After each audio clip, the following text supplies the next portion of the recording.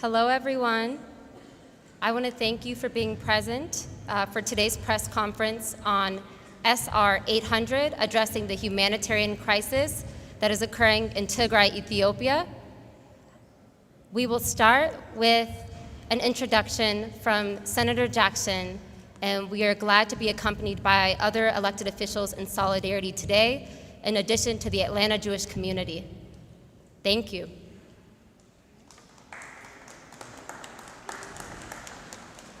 Well, good morning, everyone.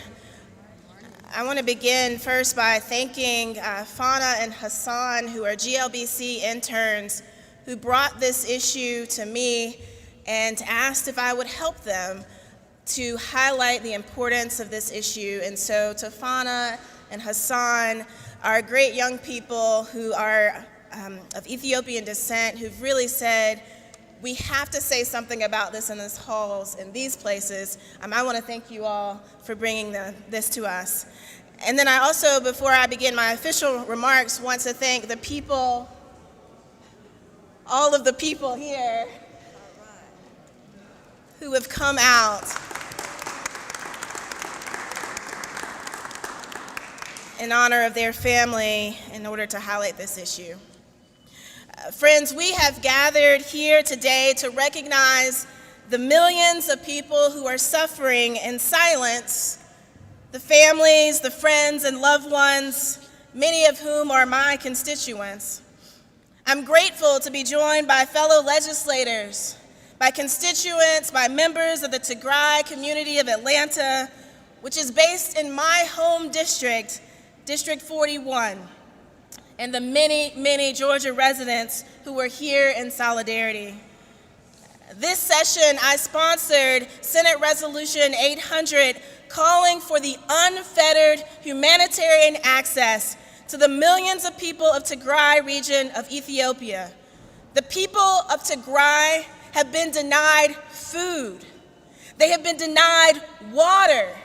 They suffer in darkness. They have been cut off from the world. For some context, Tigray is a state located in the northern part of Ethiopia, which represents nearly 7 million people. As far as we know, there are currently 2 million people displaced within the country and over 60,000 Tigrayan refugees in Sudan. On November 4th of 2020, war was declared on Tigray, and ever since, the people of Tigray have been terrorized. This is an ongoing genocidal war which has destroyed the region and caused great suffering both to those who are there and to their relatives who are here in the state of Georgia. If you are of a certain age, you may recall the images of children who were going hungry in Ethiopia. These were haunting images that became the face of starvation. Seeing these starving children moved us, and it moved our world to take action. Since then, many of the Tigrayan friends resettled in Georgia as refugees in the 1980s and 90s, fleeing the famine and civil war in their country and making this great state their new home. Now, some 3 decades later, here in 2022, we are seeing history repeat itself.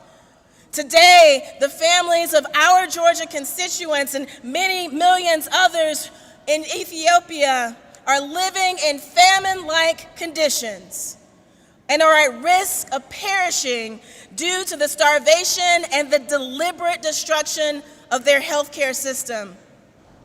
According to most recent reports, between 80 and 90% of the Tigray hospitals and clinics are no longer functioning. The Tigray people in Ethiopia have no access to humanitarian aid for over 16 months. Aid workers have been killed. They face communication blackouts. My constituents, people here, they do not know whether their relatives are alive. They cannot call them or text them. They cannot email them. Most of us can never imagine how horrifying this experience must be. In spite of the ongoing suffering, sexual violence, and mass displacement in the humanitarian crisis of Tigray, despite all of that, it has received relatively little attention from our news media, from our international community, and very little attention under this great gold dome.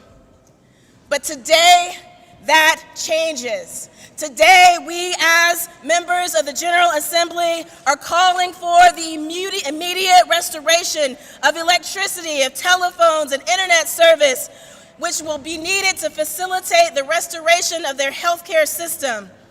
Today, we are calling for the unfettered humanitarian access to the millions of people in the Tigray region of Ethiopia who are facing weaponized starvation.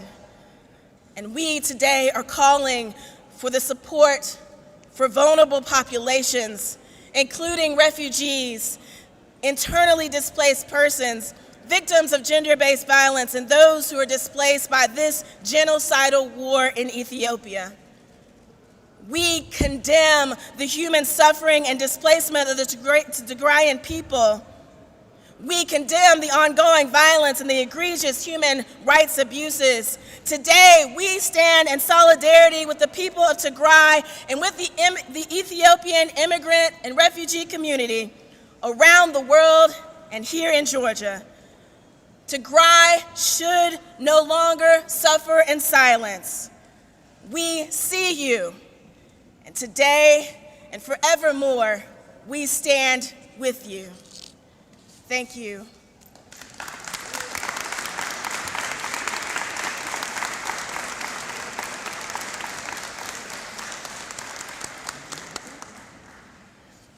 Good morning. Thank you for being with us this morning. I am Senator Elena Parent, and I want to begin my remarks by expressing my heartache for the Tigrayan people and their families who are here in the state of Georgia.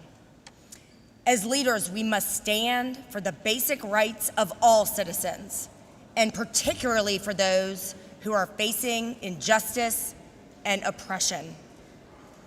Earlier this session, I introduced SR 668, a resolution that recognizes April 2022 as Genocide Prevention and Awareness Month at the state capitol and throughout the state of Georgia. I believe that it is imperative, as members of this body and citizens of this state, that we commit ourselves to becoming educated about the history of previous genocides and the occurrence of contemporary genocides. And we must focus our attention on the specter of genocide so that policies, strategies, and programs geared toward combating these evils can be developed and implemented. Further, we must ensure that we are making a conscious effort to commemorate the victims of genocide so that their unjust suffering may never be forgotten. And indeed, that we may prevent death during ongoing genocides and prevent future genocides. In Tigray, an estimated 500,000 people have died due to a combination of starvation and killings over the last 16 months. This amounts to nearly 1,000 people per day due to man-made famine, and war, a truly unfathomable toll. War has prevented the passage of humanitarian aid, and as a result, starvation is being effectively weaponized against an estimated 7 million men, women, and children. The people of Tigray also remain under a communications blackout, cut off from the rest of the world. It's hard to even fathom not being able to reach one's family in these conditions for over a year. And my heart is with those standing with us today and those grieving across the Tigrayan diaspora. Our goal is to amplify the suffering of those in the Tigray region in order to advocate against the gross violations of human rights occurring and ensure that justice is provided. In 2011, the President of the United States declared the prevention of mass atrocities and genocide to be a, quote, core national security interest and core moral responsibility of the United States, and ordered the creation of the Atrocities Prevention Board in 2012. Thus, as members of the Georgia Senate, we are calling for immediate, unfettered humanitarian access across Tigray to allow for the delivery of life-saving food aid, medicine, and the full restoration of telecommunications, power, and banking services. We are in full support of the UN's ongoing human rights investigations in the region. We stand today with our Tigrayan constituents here in Georgia and their families. And now I would like to welcome to the podium individuals directly impacted by the ongoing genocide in Tigray.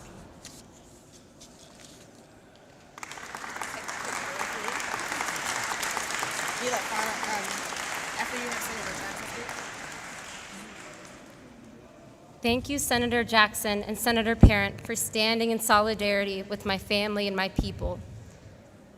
In 1983, my father resettled in Houston, Texas, before making a home in Georgia's District 41 as a refugee fleeing violence and famine in Ethiopia's civil war. At the time of his arrival in the United States, he immediately began advocacy work with the grassroots Tigrayan organization that had a chapter in Houston, and spent hours of his days recording VHS footage of the BBC's jarring report on the 1983 to 1985 Ethiopian famine.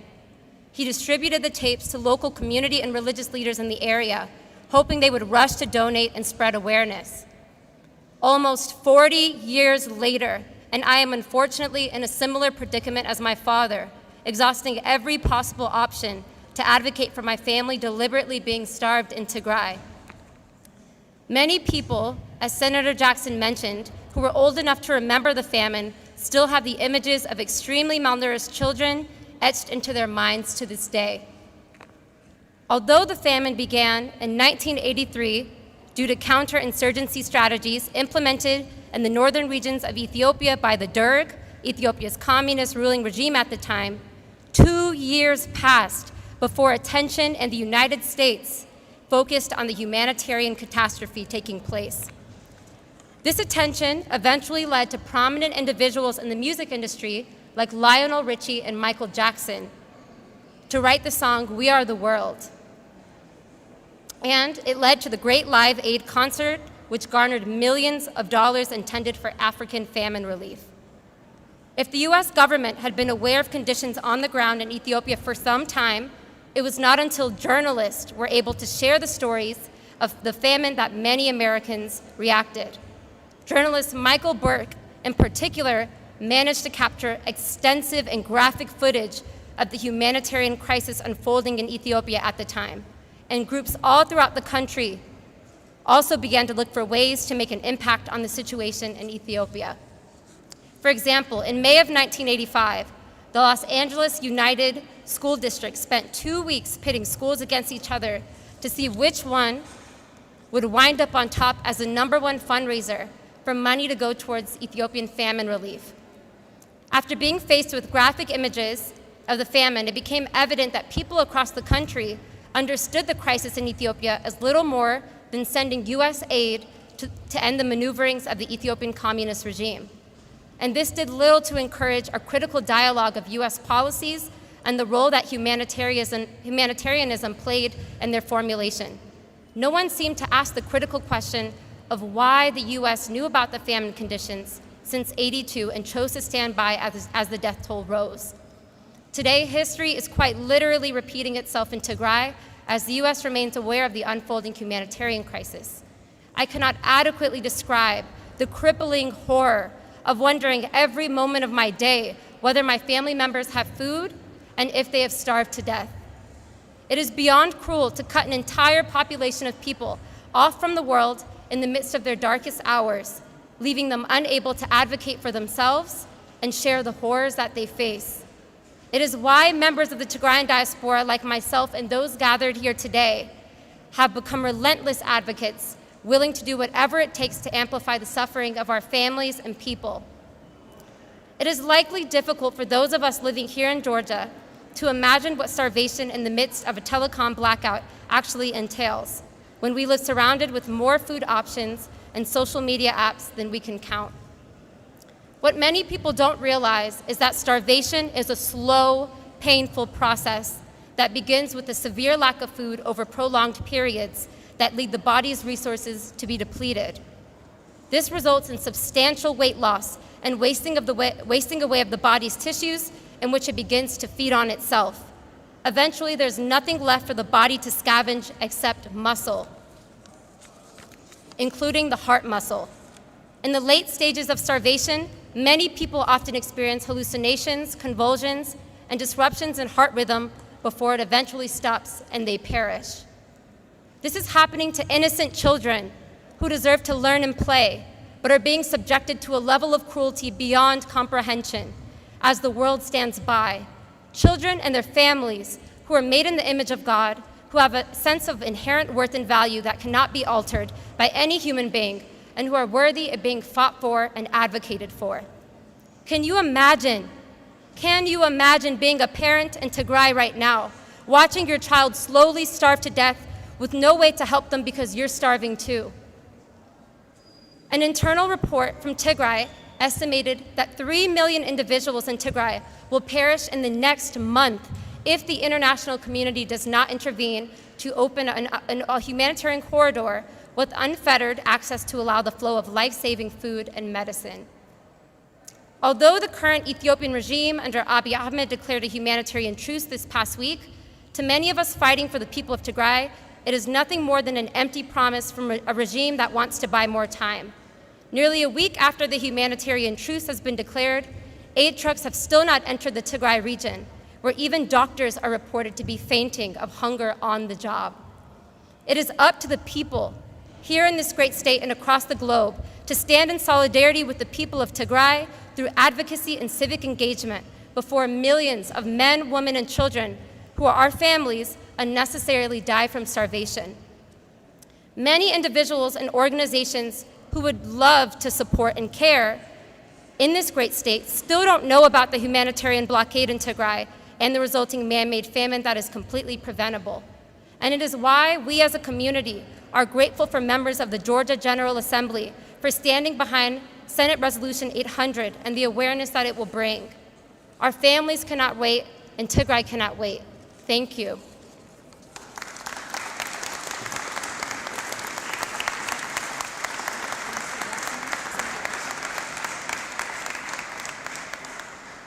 And now, Senator Lester Jackson will take to the podium. Good morning. I'm State Senator Lester Jackson. I stand in solidarity with the members of the General Assembly and those behind me to stop the mass genocide that's happening in Ethiopia. We understand that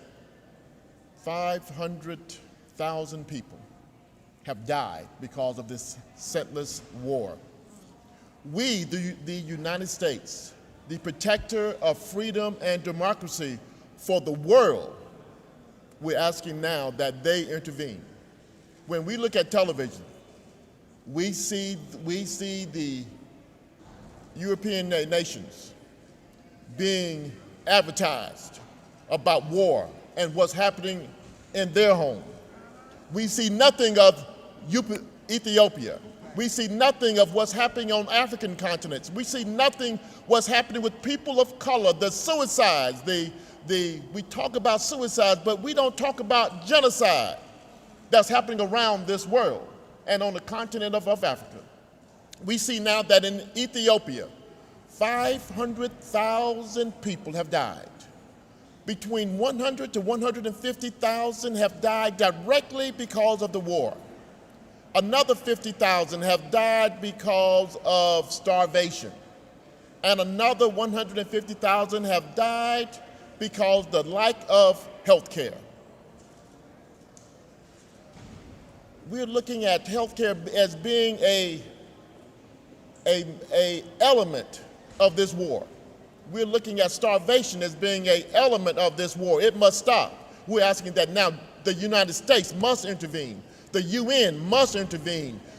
The free world must intervene for the protection of lives. When we talk about the United States and when we talk about our freedom, freedom isn't free.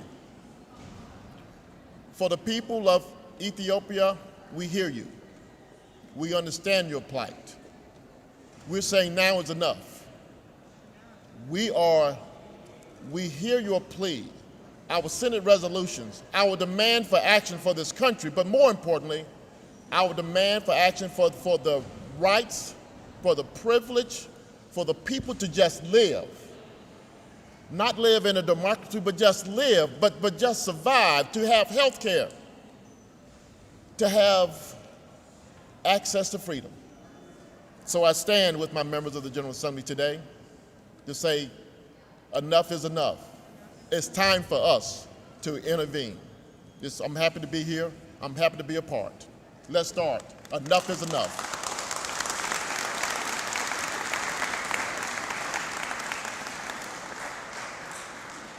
I am Georgia State Representative Kim Schofield, representing District 60, parts of Clayton, Fulton, and the city of Atlanta, where the international airport sits in my district. I have 5 words for you. Can you hear us? If the United States stands by and does nothing, shame on you.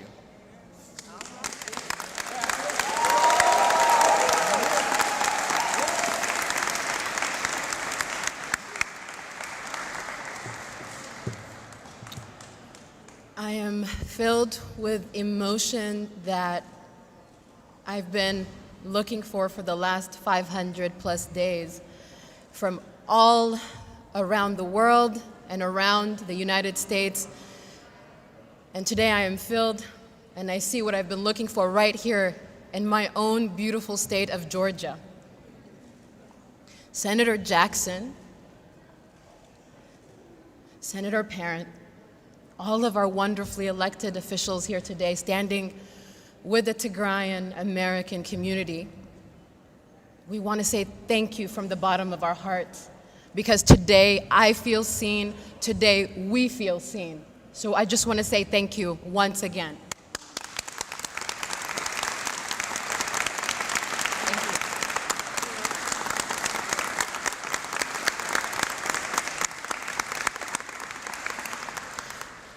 As all of the speakers have mentioned, we cannot begin to tell you what it feels like to know that you have the means to take care of your family, but all access to that family is cut off.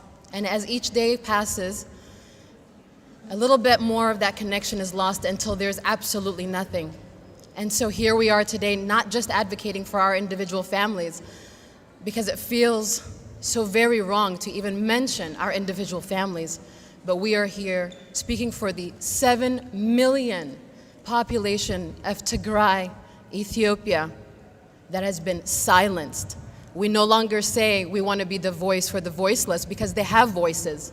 They have been literally silenced. I am one of the refugee children that Senator Jackson spoke of from the 80s. With my mother in hand and my one-year-old sister on her back, we walked following my father, who'd already gone to Sudan, as many of the refugees, some 73,000 already have fled, in search not just for a better life, for just life. I remember so vividly as a 4- or 5-year-old drinking water with sugar just to get that energy to walk one more mile before someone from my community had to pick me up and take me a little bit further on someone else's shoulder. I really connect with that saying, that American phrase, that we are all standing on the shoulders of others who've brought us here. And for me and for a lot of us, this saying is so literal. So how can I be silent when this is happening again? I've roamed the halls of this beautiful building as a student. I just wish I wasn't here in this capacity, but I will use every last second of the brief time that I'm on this podium to tell you even further about the plight of the man, woman, child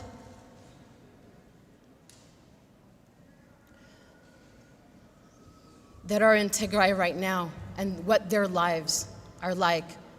So when you hear me spout out these numbers, please make that connection that each one of these numbers, there are people and faces behind them that belong to me, that belong to us, and so many others across the country and across this world that you may never meet.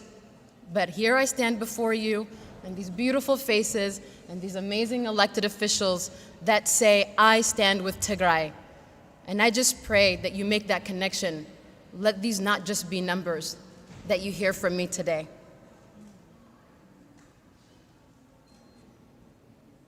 To give you a little bit of perspective on what the people of Tigray are going through, the director of the WHO, the foremost authority on global health, says,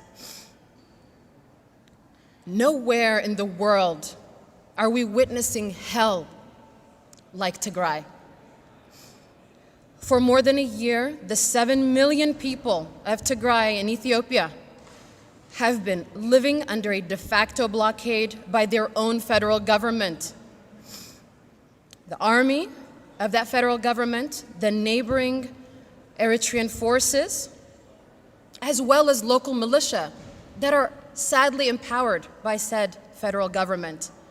It has been exactly 512 days today. Today, 512 days of complete,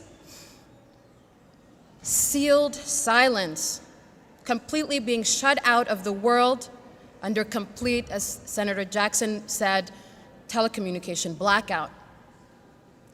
So there's no internet, there's no cash, you can't even access your own money, and there's absolutely no fuel. 83% of the population does not have access to food, not just nutritious food, but food. Steady reports are coming out from the country that people are resorting to eating leaves, cactus juice. There's a famine in the region, and the only reason is because no one is allowed to go in and no one is allowed to come out. Periodic instances in the past where any food has been made available to enter through humanitarian aid, in the past, aid workers report only 1% of what is needed for the entire 7 million population has been able to get through. That's not even a joke. People in Tigray are dying.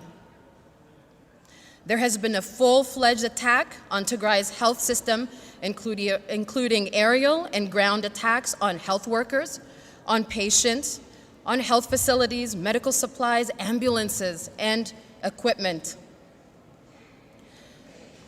As assessed by humanitarian health workers, 80 to 90 of Tigray's health facilities have been deliberately destroyed by the Ethiopian federal forces, by, again, the allied neighboring Eritrean army and the local militia. That has meant no Band-Aids, no gauze, no dialysis fluid, no insulin, not even pain medication for surgeries, not for stitches, not for major surgeries, not for child labor, which a lot of the ambulances take care of in the rural areas. Imagine that. Stitches without painkillers. Now imagine surgery. And I'm not making it up, the footage is out there. It's on CNN, it's on BBC, it's readily available. Chronic illness patients with tuberculosis, diabetes, cancer are also not being treated. And more than likely, a vast majority have already died. Reports of children bleeding out due to barrages of airstrikes on civilian populations and lack of proper medical supplies continue to surface. Again, footage readily available after every drone attack. Attacks on factories and shelters, even near schools, and especially near schools, and especially near refugee camps within the region, as Tigray is known to house Eritrean refugees. Drone attacks by drones supplied by the UAE, Turkey, Iran. People in Tigray are dying. And when you think you've heard the most harrowing parts of this crisis, when you think there possibly can't be more, verified reports of thousands upon thousands of victims of sexual and gender-based violence.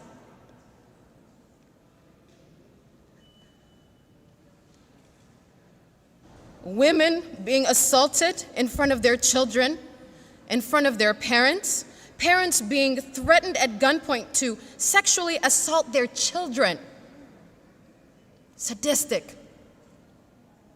Metal rods and nails and trash inserted into women's genitalias and their wombs. And Tigrayan women and girls being told by their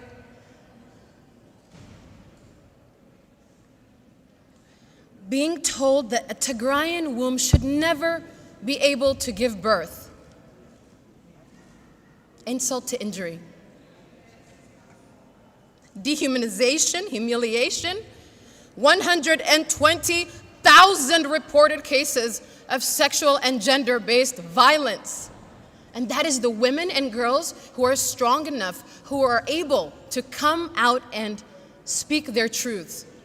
Because an estimated 22,000+ women are thought to not be strong enough or willing to report it because of cultural norms, because of fear of assaulters, because of trauma of mental.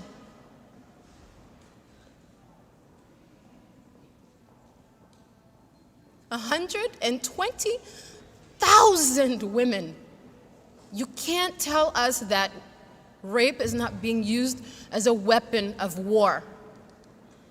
And that is a war crime. These, again, they're not just numbers. These are our mothers, our fathers, our sisters, my uncles in the concentration camps of the capital city. In 2022, concentration camps, imagine, in 2022, in a capital city, in a so-called civilized world. And where are we? Where is the world as the people of Tigray are perishing? And again, An estimated half of an entire civilization said to have perished if something immediate does not happen. If the world does not stand up and say, never again. Remember that? Remember? Remember you promised never again? Why doesn't that apply to my family?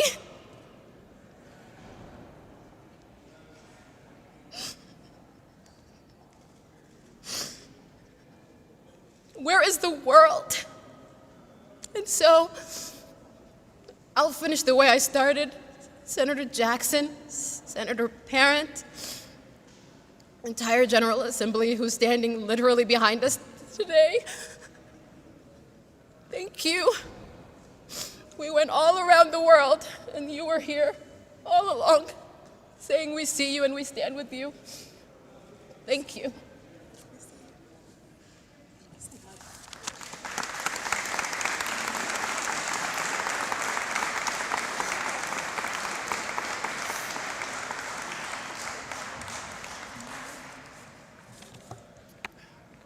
Good morning, everyone. I told myself I wouldn't cry today, but these tears are just too hard to hold in.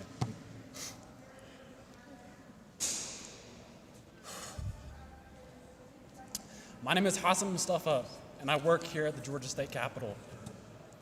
But today I'm here not only as a Georgian resident, but as a member of the Tigraian community of Atlanta. I stand here along the other side of Tigraian Americans. I too have family members who have suffered at the hands of this senseless war. I too have lost loved ones during this humanitarian crisis. My grandfather, a man who I dearly loved and adored, passed away last June in Tigray. That feeling is still sore in my heart. The life of many Tigrayan diaspora has been difficult. Amidst this man-made famine, this war, all of this evil, we sit in complete darkness waiting to hear if our families are okay. Today, I ask that you hear me. You hear my community, and you feel the pain that we are going through. There's a communications blackout. Road access remains blocked. Basic needs have not reached our family. The people of Tigray are in complete darkness. This is the world's worst humanitarian aid crisis. Innocent people have starved for over a year now and will continue to do so if action is not taken now. I cannot stress this enough, but I haven't spoken to my family in over 6 months, some families even longer. We have seen some terrible images and videos come out of the Tigray region, and this is with the communications blackout. Imagine what we will see once this communications blackout is lifted. I'm terrified. I am terrified to see what will come. I pray that my family is safe. I pray that basic needs like food, water, and medical aid reaches the people of Tigray. I pray for those who have lost their lives in this senseless war. It's time for action now. It is time for the international community to speak up today, not tomorrow, not next week, not next month, but today. We need action now. I'm honored to stand here today with the Tigrayan community of Atlanta. I thank all of the elected officials who are here today, and I thank everyone who came to support the people of Tigray. Thank you to our community members who have been trailblazers during this difficult time. Your work does not go unnoticed. This is just one small step in the right direction, and I ask that everyone hears us. Please continue to speak up for the people of Tigray. Thank you for joining us today, and we'll now take any questions from the press.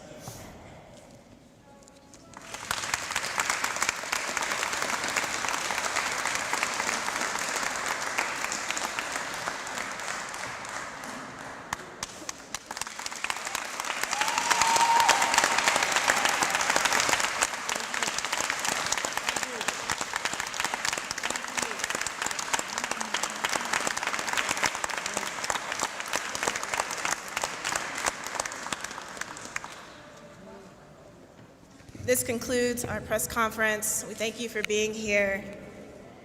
We hear you, we see you, and we stand with you.